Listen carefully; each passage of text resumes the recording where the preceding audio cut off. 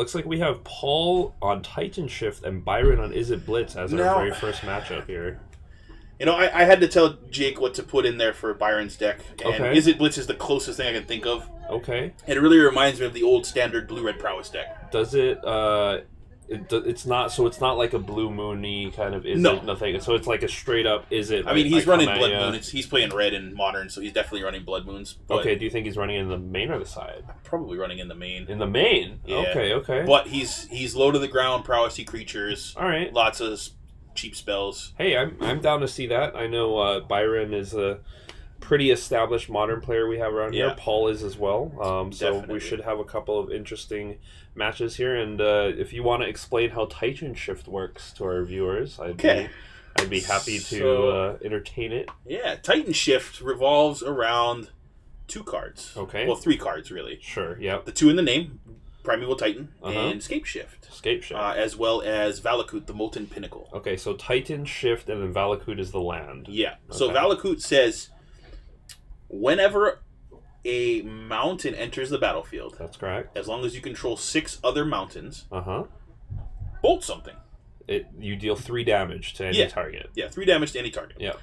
Jake, if you are here, could you bring up Valakut for us? So what the deck tries to do is it just ramps to 7 lands as fast as it can. Now, once it hits 7 lands, by casting Primeval Titan as fast as it can, or casting the many ramp spells that it runs, it'll cast Scape Shift, which will sacrifice all 7 lands, search his library for any 7 lands, which will generally be Valakut and 6 mountains. Okay. Are you sure it's... Oh, yeah, because, that's right. Yes, that's 18 plus... Yeah. So in Modern, 18 is a perfect number because the fetch lands. Most decks have a fetch or 2. Yeah, that sounds right. Yeah. Okay, so it's exactly this kind of deck. Not a thing that you want to really see like Soul You can wait till or... 8 and get 2 Valakuts and 6 mountains and just 36 them. That's pretty good too. Yeah. Yep. Yeah. The difference between 8 lands and 7 lands for this deck is... Is there a line with just winning through Primetime? Definitely. Sure, because Primetime's ETB and on attack triggers fetch 2 lands. Yep. It's very real to just blow them out with into the battlefield, grab 2 Valakuts, swing the next turn, get 2 mountains. Okay. Yeah. So Valakut's Titan Shift's very much a combo-y kind of deck. Very much, yeah. And it's surprisingly versatile for a form or a combo that revolves around 2 expensive cards. Yeah. You know, that you kind of see coming long before they happen. Yep. It's very resilient. Because in the end, its win condition is playing lands. Right. And it looks like both players have mulliganed here, so they're taking a look at a fresh 6 for Paul. It looks like Byron is going to go down to 5. Now, I can't see Byron hating to have to mulligan too badly. Yeah, I think if it's the kind of low to the ground, Is It Blitzy kind of deck you're talking about, you could probably operate off of 5. Yeah. And same with Paul. The deck Titan Shift mulligans pretty well. You're looking for a good number of lands and ramp spells, which allow you to, pick up anything that you've missed along the way. Yep. So. All right, looks like Byron is he bottomed his card and is leading out with a island. I think he probably just hit something relatively keepable and kept it. Yep.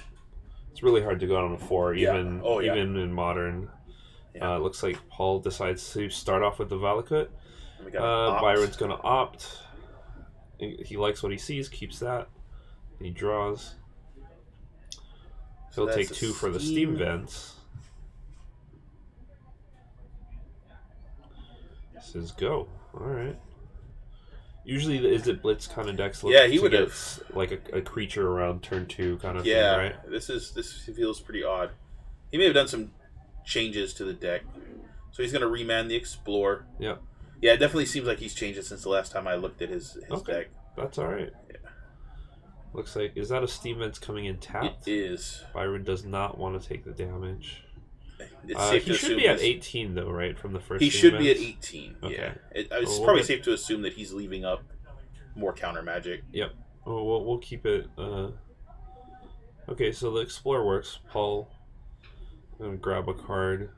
Explore let you play 2 lands. Is that? It gives you an additional land drop. Yeah. Okay. And it draws you a card. So that's a Cinderglade, is that correct? Yeah. Which counts also as a mountain and a forest. Yeah, Paul's running a lot of non-basic mountains. Relic of Progenitus. So interestingly enough, Modern has evolved a little bit since we last took a peek, and a lot of the decks that were popping up were dredge style decks, if I recall. Yeah. So Relic is kind of a... Yeah, it's moving back towards every sideboard and sometimes in the main. Yeah, it looks like Paul wants to exile or draw a card, make sure Byron has nothing to flash back with stuff like Snapcaster or whatever it may be. Yeah, it also just gives him a card, which... Yep. Never a bad thing. It's a cantrip. Also, there might not be a better place to use it. Yeah.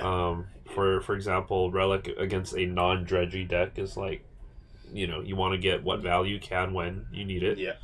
Looks like Paul's going to bolt Byron to the face. I have Byron at 15. I got Byron at 13. 12, no, 10. He played a second Steam Vents untapped. Okay. Yeah. So we got Byron down to 10. And that's, if Paul has a land here... Well, he needs to get to 7, right? Yeah, that's true. But if he got a land in a Sakura tribe, he's golden. Yeah, we'll see. So is that a Windswept Teeth that he's just cracking? Yeah. Yeah, okay. And that's going to get probably another Cinderglade. Right. I was going to say it gets a Forest, but it gets a Cinderglade. Yeah. Yeah. There's no reason for him to take 2 off. Actually, oh no, it gets a Forest.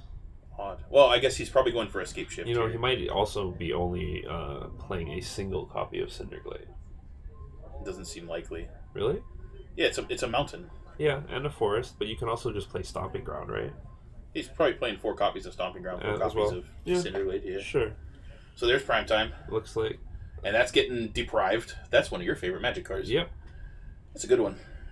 It's not one you think about very often. It's counter spell, but you just return a land to your hand. Which was real sweet in Zendikar with all that landfall stuff. Landfall, exactly. Especially landfall being as good as it was. Yep. So it looks like Byron is still trying to battle back here. No, not enough stuff to post a big threat, especially because he went down to 5 early. Yeah. He's doing real well at keeping Paul off his game. Exactly. But there's a certain inevitability. Yep. Primetime number 2. Snapcaster depriving again. Yeah. Returning a land. Yep. Well, Byron now has stuck a threat. Yeah. The 7th land has come down. Now, how does Valakut read exactly? Let me see if I can give you an oracle. Sure. Because now we're just looking for Escape Shift, right? I believe so. But however, Byron is playing a blue counter type deck, has about 4 cards in hand, and is playing with 5 untapped mana. Byron is at 10, so that's a big point in Paul's favor. I think I see Escape Shift in Paul's hand. So I was definitely incorrect. It says whenever a mountain enters the battlefield under control, if you control at least 5 other mountains. Okay. So right now Paul only... So Paul's going for it. He's going for Escape Summoning Trap. Yeah. Oh, is that Summoning Trap? That's Summoning Trap. He's going to get a Prime Time. Yeah. So he's going to opt in response. Yep. I'm guessing he's digging for a counter option. Yeah. So let's see. He's going to draw. Doesn't look That's like Thing in the Ice. Okay, so I see what you're saying. It's basically this is Thing in the Ice deck. Yeah. Okay, I got it. I've seen this. Yeah, maybe Blitz wasn't the right terminology. Maybe because it's spells. It's spells. Yeah. It's a little mid-rangey control-y. Yeah. Yeah, I got you. Yeah, and Thing of the Ice is very strong and modern. So there's Prime Time. Let's see if this one resolves. This is the 3rd one. So Paul's gonna grab double mountains and kill Byron here. So let's take a look. So if this Prime Time resolves, that would be the... Well, it's not actually going to kill Byron. It won't. No, the Primetime swing will kill Byron. Yeah. But he will be able to grab 2 mountains, which is important here for Valakut. Or a Cinderglade mountain or Stomping Ground. And so are those Stomping Grounds? Yeah, 2 Stomping Grounds. Because they come into play tapped anyway. Yeah, it doesn't matter. And so now he's going to go crack the fetch, get another mountain, blast Byron for 6. Oh, 6 because there's 2 Valakuts. Yeah, You're so right. Put Byron at 4. It's not bad. It's not bad because the next mountain will trigger lethal. Yep, it sure will. And then I believe, I don't know if, well, I guess he's going to kill the threat. Well, kill the Snapcaster, put Byron at 6, right? Oh, no, sorry, at 7. At 7, and then have Primetime next turn to... Yeah. Paul playing a little bit safe here. Yeah, it clears the way for primetime, because even if Byron starts countering whatever's going on in his hand, clearing the way for 6 damage twice, like it's really hard. Paul just has to draw a mountain. And I actually don't even think, thinking about... Paul has a large number of trigger reminders on the top of his library. Yes. I mean, that's reasonable for a combo deck. The big issue is Byron doesn't have like a ton of stuff that deals with primetime. Blue, isn't like a color that's like, yeah, I got this. We're going to destroy this creature. It's like, I do double bolt damage or bounce it. Yeah. Turn into a 3/3. Yeah, but it's not like you're really playing that deck. Thing in the Ice is just a 0/4 that gets that dies to it, right? Like maybe Thing in the Ice playing like opt or opt bolt will get close. Yeah, it looks like Byron just scooped up. Yeah. So it looks like we're in game 2 here. Sideboards. This is actually going to be interesting because I'm not exactly sure what Titan Shift would be packing for kind of a Is It Spells deck. Right, because it's green-red. How do you protect? You're basically just trying to protect your combo slightly better. Yeah. It's a tough one. It's rougher than normal. I hope you guys are doing well at home. We've had a few technical difficulties, but we're getting everything back and going, and we're getting some quick modern action. In game 1, Paul on Titan Shift was able to trigger the Valakuts to punch in enough damage to take care of Byron's Is It Spells deck. We're going to sideboard, and we'll see what happens here. Now, Byron he's a very methodical player. Yep. He plays very well into the meta. Yes. So it's safe to say that he has the best cards in his sideboard for this matchup.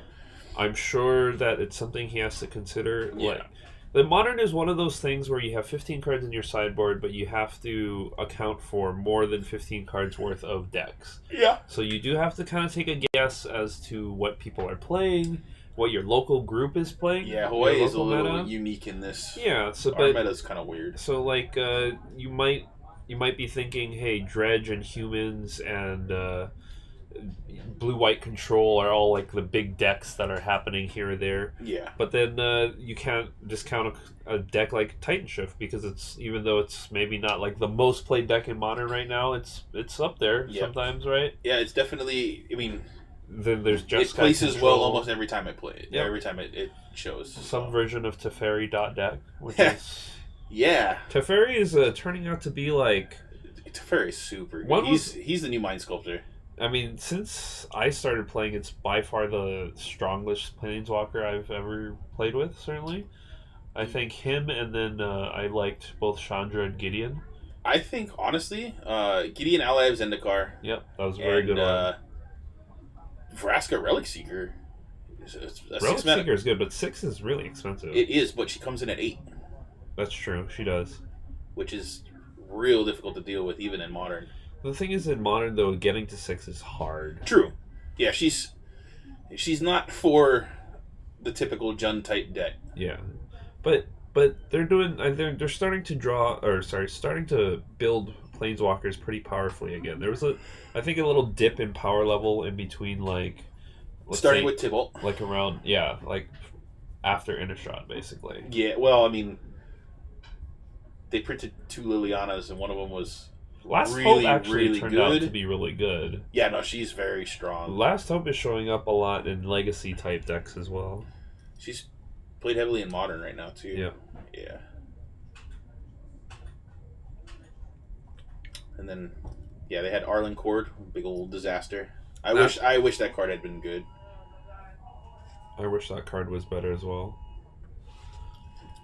She had the potential. She filled a big fan hole that people really wanted to see a werewolf Planeswalker, and then she came out and she just wasn't very good.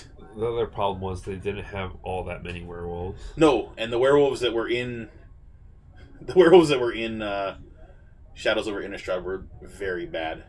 Yeah, besides like Duskwatch Recruiter. That was my favorite. Ulrich isn't bad, but he's not good. Yep. So it looks like they're going to take a look at their hands, see if they like what they have. I think Byron likes that. Yeah, that's exactly the hand you want to see. That's with this a sweet deck. one. Because you want to basically open up Siren Visions, play Thing in the Ice. Yeah. Hold up, disperse, get ready to Snapcaster. He's sitting start triggering all your Thing in the Ice things. Yeah, he's. I mean, that's what you want to do right there. And Paul's got a sweet one too. Yeah, I did not see Paul's exactly here. Okay, so we got Bolt I see of Valakut. Valakut. Is that a E-Witness? It looked like, and Sakura Tribe. Yep. So Paul's gonna crack. Oh, Search for Tomorrow. It wasn't an E-Witness. It was a Search for Tomorrow. Ah, gotcha. So we'll probably see a Stomping Grounds from. Well, actually, we might just see a basic mountain. Yep. And there's that Thing in Life 4 counters. Yeah. And that countdown's going to start going pretty quickly. It is. Probably see 2 spells out of Byron next turn. Yeah, because we also have a Snapcaster that can Snapcaster back the Serum Visions as well. Yeah. So, and he also already stacked his deck with the Serum Vision. So there's all the lines of play that you want. This is the perfect opening for this Is It Blitz kind of deck. Yeah. No, it's real good. Byron. Interestingly enough, do you think Paul actually has an answer for Thing in the Ice? I do. It's 4 toughness. Like he has no 1-for-1 answer. Yeah, because bolts aren't going to be able to touch it. I mean, it's definitely worth double bolting, but I mean, it's important to say that Paul doesn't actually need a creature to win, right? No, so like he does not. The bounce effect for Thing in the Ice is not relevant. He's not too worried about that part of the Thing in the Ice. He's worried about the 7 power on the flip side. Paul in a way is just trying to play to his own combo, right? Yeah. Basically dodge dying until you can Valakut out. And Byron didn't really show Paul what was going on last game. That's true. He played some spells, he cast a Snapcaster. Yeah, and I don't think Paul got to see Thing in the Ice, so that's important. No, he didn't. So Sakura Tribe Elder comes in. Did Paul grab a forest? Oh no, that's when. Sorry, that's when it dies. So sorry. Yeah, he's got to sack it for that, and then Search for Tomorrow triggers off tomorrow. Get him tomorrow. Next turn gets him another basic. There's always another tomorrow, Ben. Not necessarily. Oh, Byron popping up with the second Thing in the Ice. I like that play. This actually is good because it gives him redundancy against quite a few things, and when they come into play, they don't bounce each other. They don't, and they're also very Kraken-y. Yeah. Is it a Kraken? It's a horror. Oh, it's a horror. Sorry. Yeah, I think it might be a Leviathan horror. Leviathan horror. But it's definitely a horror. Yeah. The Kraken was the Crush of Tentacles. Yeah. Okay. Well, it makes an octopus. It wasn't a Kraken? No, it makes an octopus. It's an 8/8 octopus. Okay. Yeah. What makes a Kraken? I feel like something should have a Kraken in it. I thought there was a Kraken. Maybe I'm just going crazy. Sea worm, I think, eventually becomes a Kraken. Or maybe a whale. I think it might turn into a whale. Looks like... Oh, Paul was hoping to get the casual block with the Thing in the Ice so that he could get a bolt off on one of them. Byron's not going to Byron's not going to. No, he's not falling for that one. He is not biting on that one. But Paul didn't really have an option. And it's 1 point of damage. 1 point of damage is 1 point of damage. So there's a sleight of hand. Yep. I like that sleight of hand. That's my favorite one. Yeah, that's a very good one. The portal art. Well, actually, no. My favorite one is the 7th edition foil, but... I have the 7th editions, but not the foils. Yeah, that one. That card is like $80, $90 in foil. Any of the any old foils from like 7th or 8th edition are pretty pricey because they're hard. Not 8th edition too much. Some of them are starting to get there because those are like the first sets that had foils, right? Well, 7th edition has a lot of foils that are not available anywhere else. Right. Like Birds of Paradise is the big one, right? Well, you can get foil birds, but that is the only old border foil birds. Right. Gotcha. So Paul's still plinking in with the Sakura Tribe Elder, right? Yep. So the Sakura Tribe Elder, actually, the 2 damage, while it seems insignificant, that actually puts him Byron kind of in Exaxes. That puts Byron in Exaxes. Yeah, for Valakut type things. So it is important that this chip damage is getting in there. 1 land away. Yep. Yeah. So, but he certainly needs to be able to resolve the scape shift. And after seeing the previous game, I don't think Byron's going to tap out for a while. Yeah, and we know that Byron has a counterspell in hand, right? Yes. Was it a deprive? I think he had a disperse. Disperse. Okay. That's not a counterspell though. That bounces something. Yeah. So we'll see. He has a few things, but he has Snapcaster as well, right? Yeah, he did have a snap in his hand. So all of this will lead into the Thing in the Ice transformations. Until then, he needs to hold up enough so that he does not get Valakutted out. So this is This is a pretty good match. It's pretty good. Yeah, this one is a lot better than the last one, certainly. Yeah. People didn't have to maul all. Yeah, this one they both have to keep their 7s. Yep. And it's working out better for both of them. Byron is going to bolt. That's also a really sweet bolt. Yep. Is that a foreign black border? It looks like it. That looks really sweet. I don't think Byron's rocking betas. So this looks like a... Okay, so that takes Paul to 16. If he snapcasters, casts the bolt again, it goes to 13. Yeah. Oh, that's a mission briefing. It's a mission briefing. So he'll get to surveil...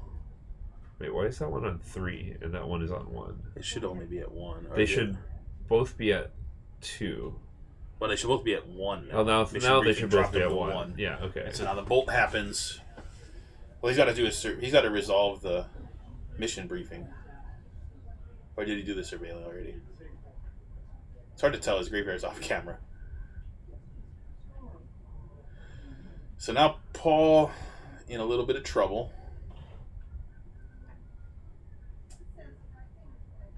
I'm assuming that was all at the end of Paul's turn. Yeah. So he went bolt, mission briefing, bolt, taking 3 counters off each of the that's a swell thing in the ice. Paul's hand. That doesn't do it.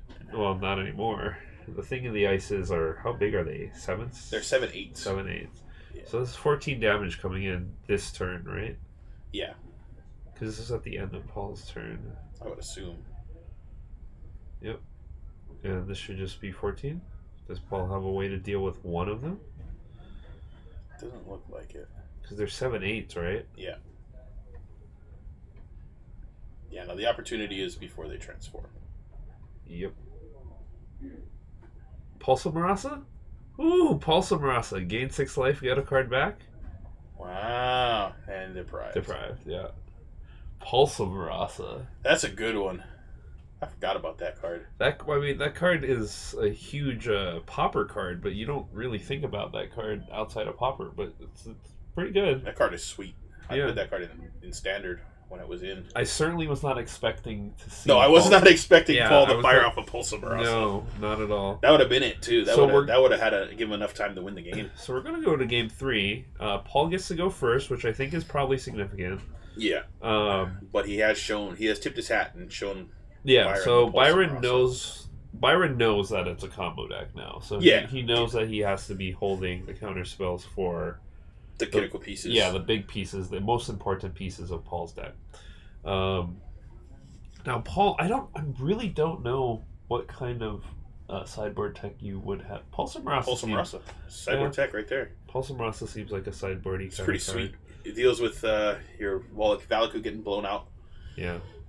Buys you a turn, maybe an extra. Do you keep Relic in this, or do you take it out? Like, knowing that Snapcaster... Now that Byron showed Mission Briefing and Snapcaster, I think it comes back in. I'm sure he cited it out last game.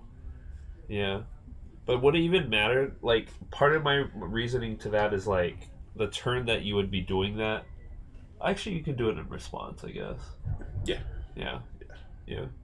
Yeah, I think Relic is probably Jake, could you pull up Mission Briefing one more time? So that's one of the newer cards. It is from Guilds, It's from Guilds of Ravnica. And it's... You may cast that card this turn. So what Paul can do is he can allow the Mission Briefing to resolve. Yes. Have their Surveil resolve, and then fire off the Relic. So it empties Byron's graveyard, forces him to cast an instant. Right. Yeah. So would you do it on cast or with I would let it resolve. Trigger? I would let it resolve. You let it resolve. Okay. Yeah.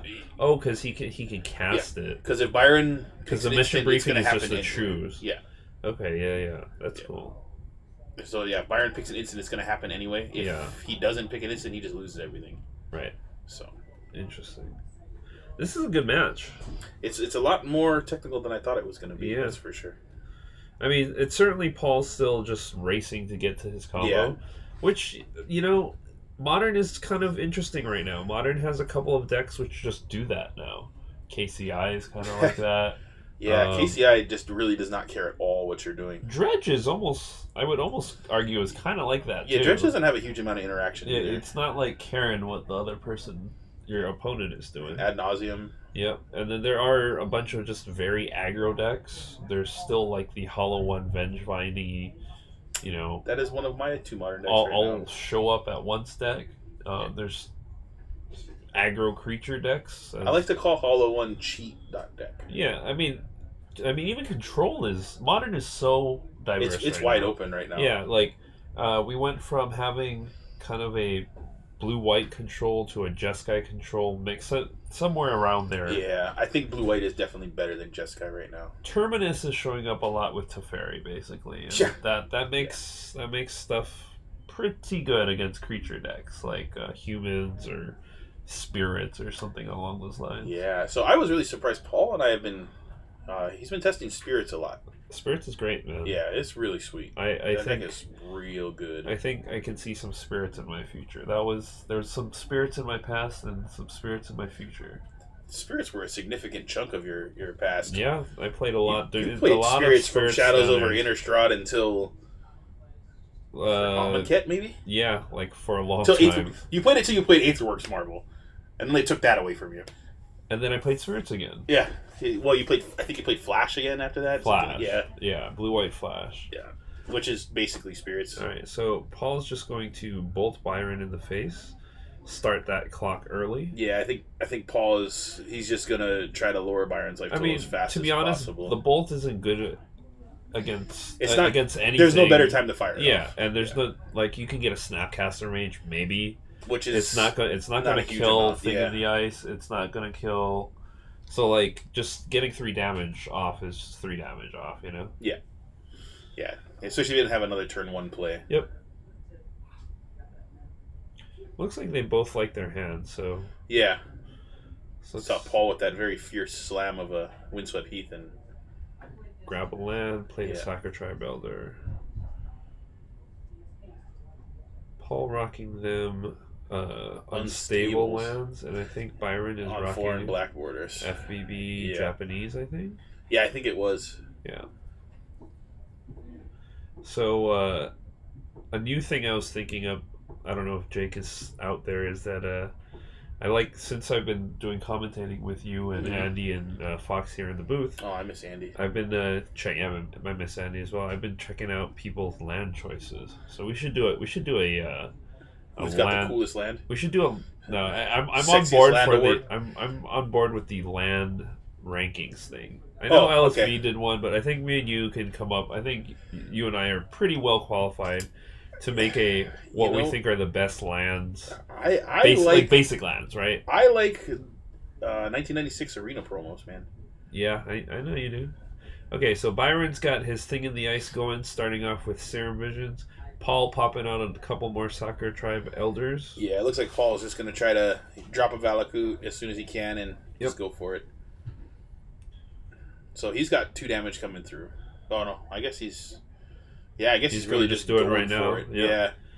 So this is one of those things that they're both kind of racing to combo off in a way. Yeah.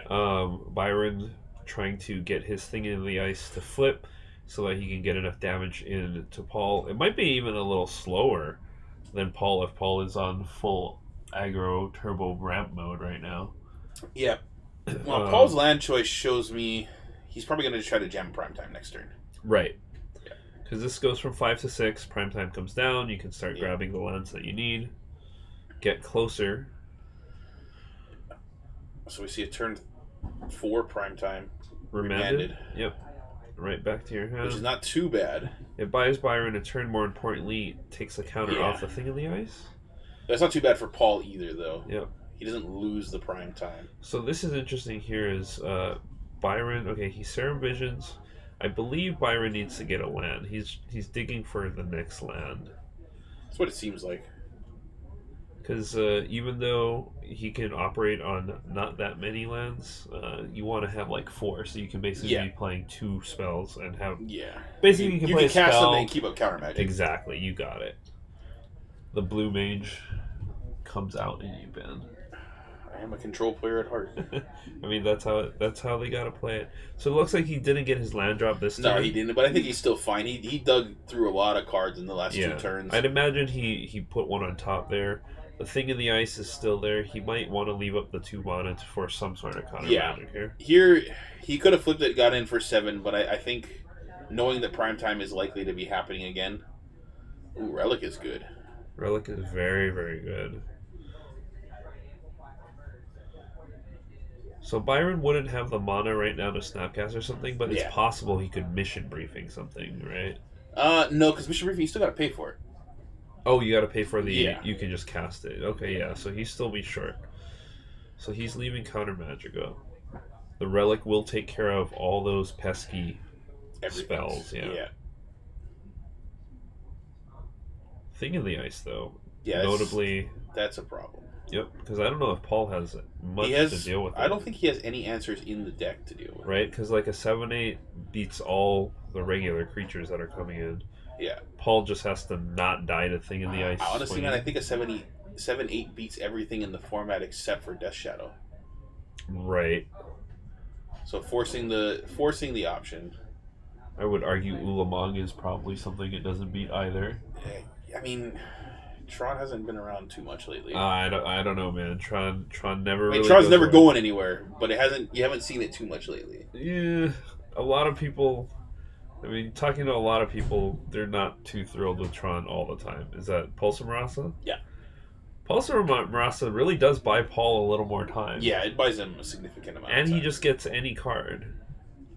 Does Sakura Tribe Elder only deal with basics? Yes. Okay. Fortunately, so it's a rampant growth. It's important to know that Paul has no Valakut on the board. This is true. The key part of that combo deck. This is true, but he does have Primetime in hand. Right. Which gets him some Valakuts. It looks like the Abrade will go down, targeting the Relic, which he'll pop to grab the card. Yeah. Yeah, he just forced Paul to use it. Yep. And flip that. So Byron coming in for 7. Now he should have ample mana for what he... Oh, 4 mana. What's coming out here? He's tapping out for Jace the Sculptor. Oh, that's certainly a card. Well... This might... I mean, that... I kind of like, just Fate Sealing Paul here. I think that might be it, right? Like... Just get rid of any Valakut. Oh, there's a Valakut in Paul's hand. But even with the Valakut... Well, here's the thing. Byron just opened himself up. That's so Paul true. plays the Valakut, and then he jams Primetime and gets Double Mountain.